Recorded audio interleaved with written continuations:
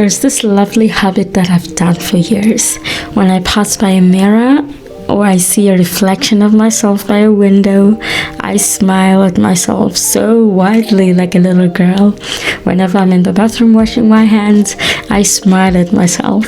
Sometimes I look at myself directly in the eyes and I wink at myself.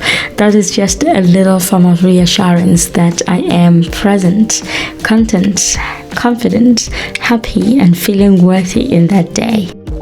Now, sometimes I look at myself in the mirror, in my eyes, and I ask, who is this? And then the answer that I give is, this is you. This is the woman you prayed to be. This is you presently present, happy and becoming. Now I am so thankful and so happy that you are here with me. And I wanted to start this series with something so simple. My morning routine, a skin routine, just me making tea and me being present. I didn't want anything out of the ordinary, no aesthetics, just me raw, unfiltered, authentic, me on my home, and me just in my natural presence, natural environment. I wanted to be relatable. It's because I want you to understand I am you. Now, the evolution of my story is so interesting. I grew up in Botswana in Africa, in the southern part of Africa, and then I was just a normal child until just one day when I was 12, a ringworm just took over my life. I didn't know that was the beginning of my life, because honestly, everything onwards from there shaped the course of my life. That ringworm developed into what you see today, which is Parry Romberg Syndrome. And I didn't get medical help because there was no medical practitioner to diagnose me at that time. I went everywhere you can think of in Botswana, all corners, all hospitals, almost all specialists, and nobody just knew what it was. And then I had to accept this was my reality. Was it easy? No. How can it be easy? It wasn't easy. And I was a teenager at a critical time where every girl is just discovering themselves.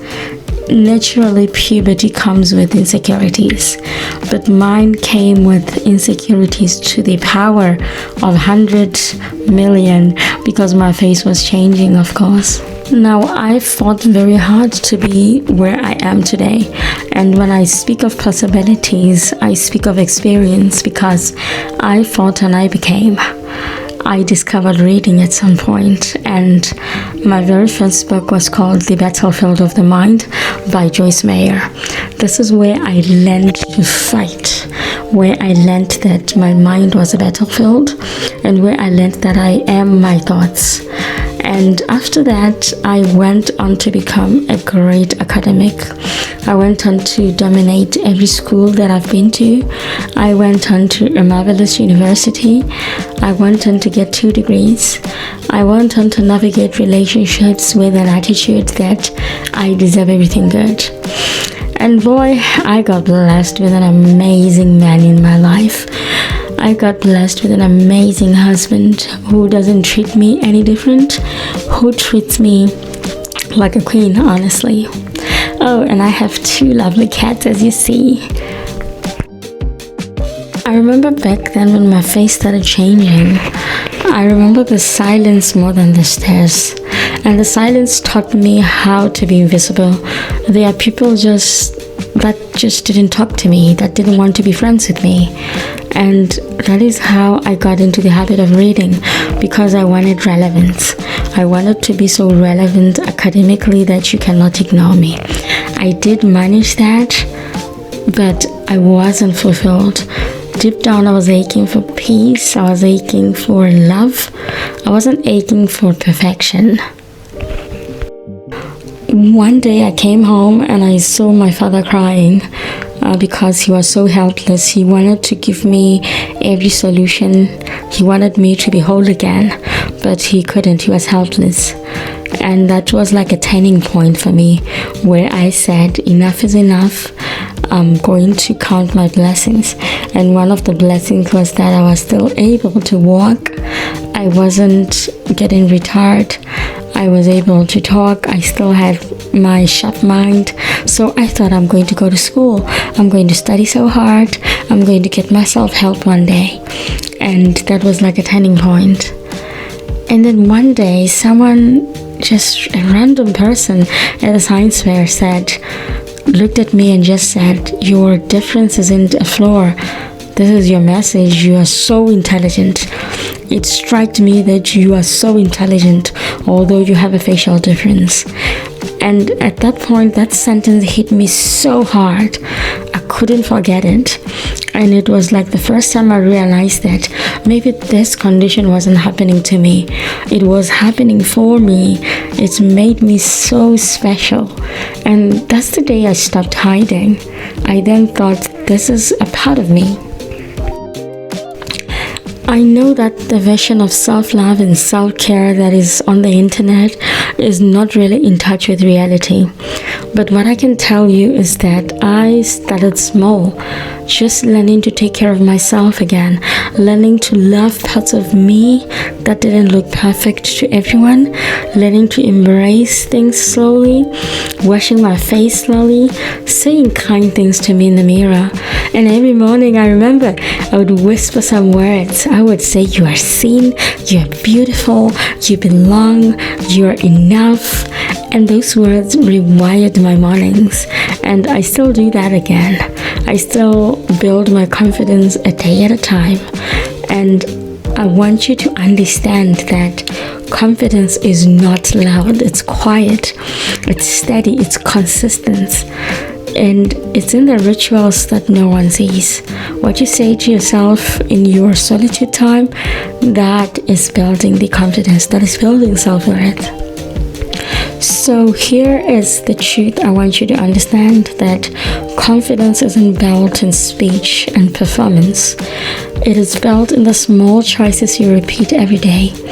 This is something that I said to the client I was talking to earlier while I was sitting in my little office.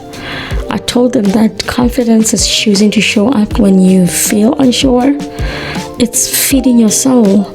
The way I feed my little cats in the morning, that's not glamorous, but it is necessary.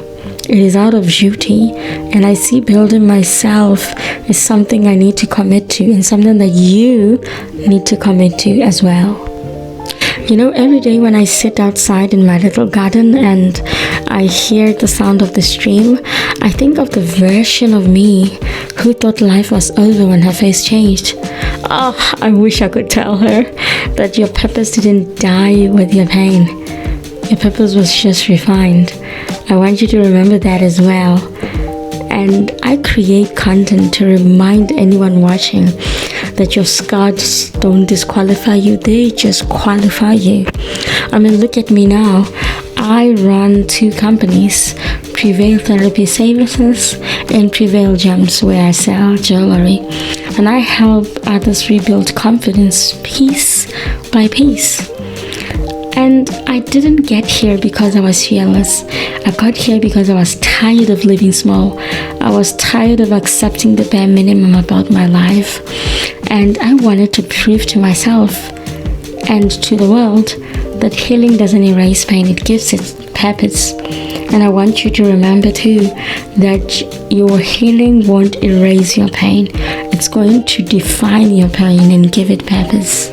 If you have watched this far, bestie, I want you to remember that you are not behind, you are not delayed, you are not forgotten. You are becoming. And I want you to comment, I prevail, if this video spoke to you, because that's how we find each other. And if you'd like a 2-minute version of my morning affirmation mirror work, tell me in the comments. I will post it for you. And don't forget, tomorrow's episode, I'm going to talk about resting without guilt. It's my lunch time. Bye, bestie.